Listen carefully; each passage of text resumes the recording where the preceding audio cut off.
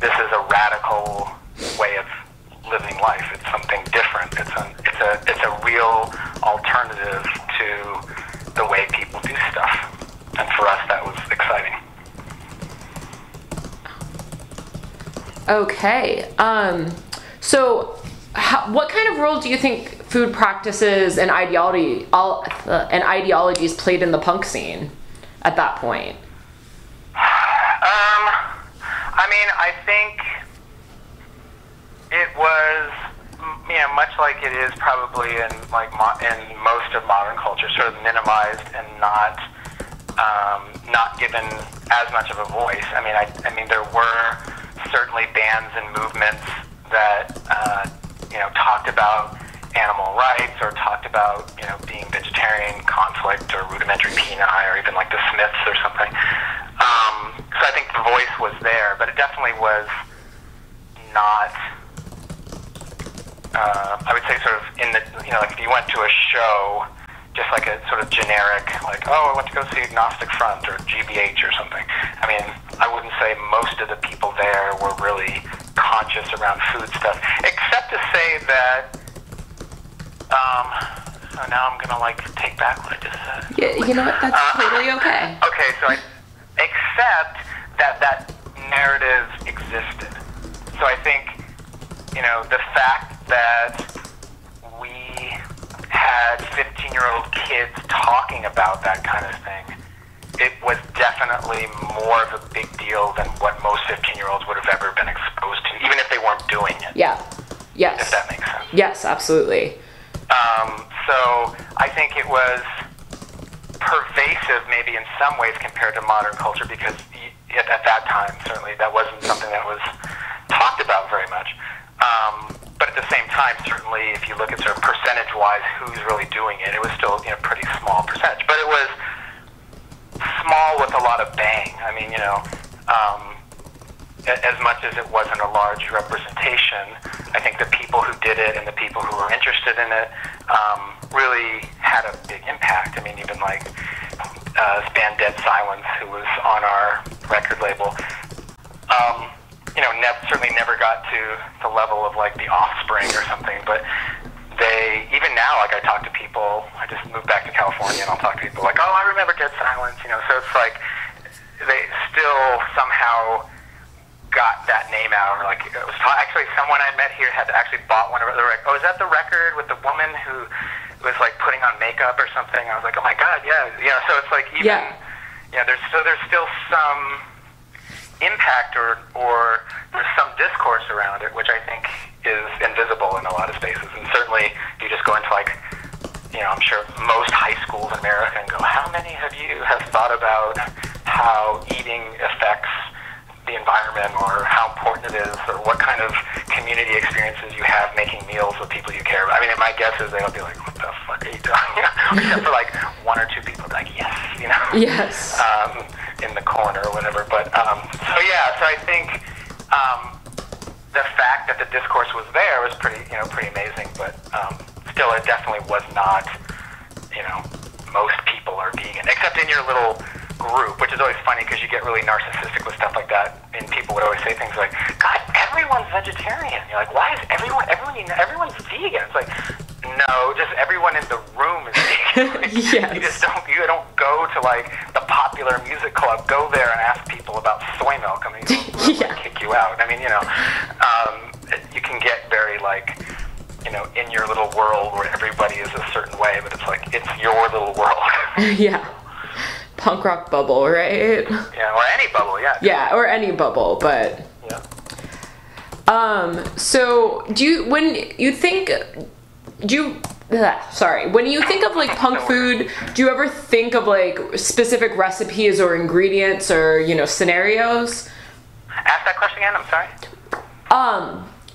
I guess, what do you think of if I, say the words punk food?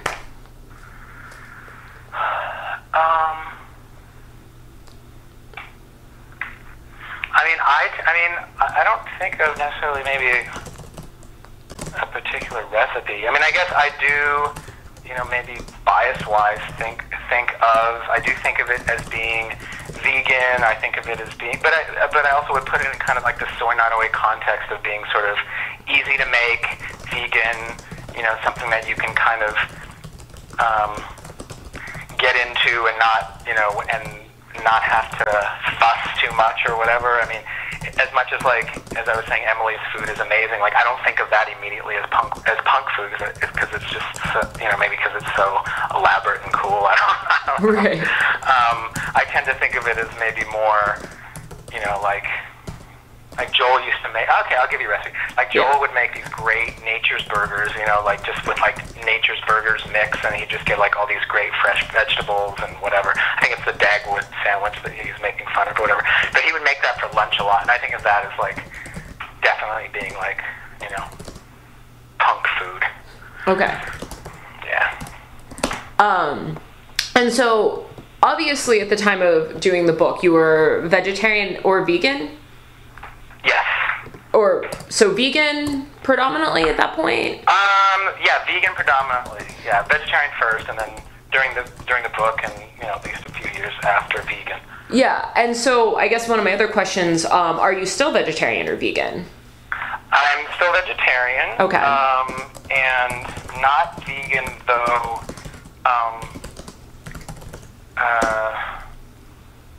Very vegan positive. I don't have the right word. Yeah. But love vegan food. Still eat vegan a lot. Have support lots of vegan kinds of things. But definitely not nearly as strict as I was when I was doing the zine and stuff. Okay. And why have you kind of had that shift? It's a very good question. And it's funny because I've influenced people in, more recent times to be vegan because of that stuff, and I'm not. So it's kind of like, how am I still doing that? I'm not even vegan at the moment. I've thought about that, and I feel like a big part of why veganism worked for me was part of the community element of it. Yeah. And that it was really connected to this group of people and doing these things in this group and the commitment to that. And I think that, it's not like if you said, well, do you think that, practices around getting milk have significantly changed in the last 20 years and that's why blah, blah, blah. It's like, I'd be stupid, I think, if I said, yes, or I'd be lying or, trying to justify it. So I don't think it's like things are better therefore, blah, or I think it's okay to do, or that I think it's necessary. I mean, sorry, this is a tangent, but that's where I've come with a lot of food stuff is with a sort of general philosophy that, to be alive means that you have to wreck and destroy stuff. So you should think about wrecking and destroying the least amount of stuff, whether that's food or, energy or whatever.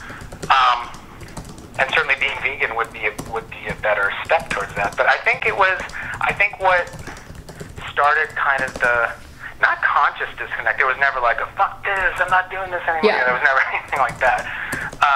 But I think it was moving out of that community space and then not having that, and then maybe it being more difficult or being more isolated, and it just didn't stay.